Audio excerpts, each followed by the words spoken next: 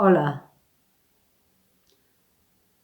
una de les bases per participar a l'exposició d'art local que es fa cada any a la Capella de Sant Antoni per la Festa Major de Torroella, que enguany compleix el seu 70è aniversari, és haver nascut o viure a Torroella.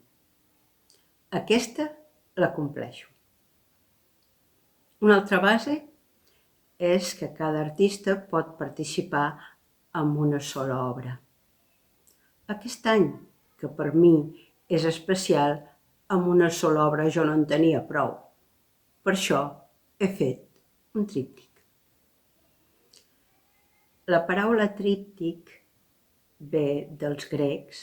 Es comença a utilitzar a l'època medieval, el gòtic amb el Giotto, la pintura sacra, i és un format habitual a la pintura flamenca dels segles XV i XVI. Jerònimus Bosch, el Bosco, Bruegel. Alguns d'aquests tríptics es conserven al Museu del Prado. Diuen que el rei Felip II, que va ser el que els va comprar, tenia el Jardí de les Delícies penjat a la seva habitació. A la seva coberta ens trobem amb una altra obra, la creació del món.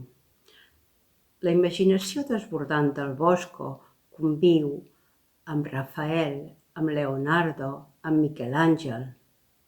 Des de sempre han conviscut diferents tipus d'art.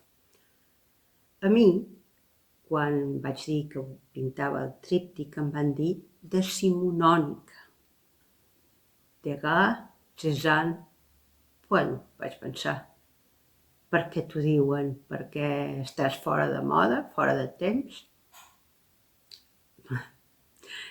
Sí, poder aquest que m'ho va dir no coneixia el tríptic que va pintar el Francis Bacon del seu amic Lucian Freud, que és ben contemporani. Fora de temps no ho estic. El que estic és fora de mercat. Ja m'agradaria. Però, de fet, té l'avantatge que pots fer el que vols. Com que la moda me la faig jo, estic a l'última moda. La primera versió d'aquest tríptic era molt més figurativa.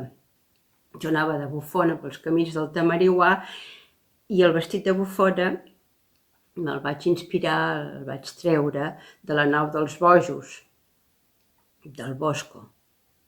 I em anava a trobar amb l'Eduardo, que estava caracteritzat com Sant Antoni a les Temptacions de Sant Antoni, també del Bosco. La versió d'ara és molt més simbòlica. De vegades penso quin sentit té anar cada dia a les 7 de la tarda, tot el temps que dura l'exposició, per explicar el procés del meu treball i a fer una petita performance. Hi ha hagut gent que ha passat de llarg, és veritat, però també n'hi ha hagut d'altres que els ha interessat. I hi ha gent que no només no té curiositat per el que jo explico, t'ho puc dir, sinó no té curiositat per gaire res, passa de llarg i no mira en realitat o no veu. Per tant, jo penso que aquests dies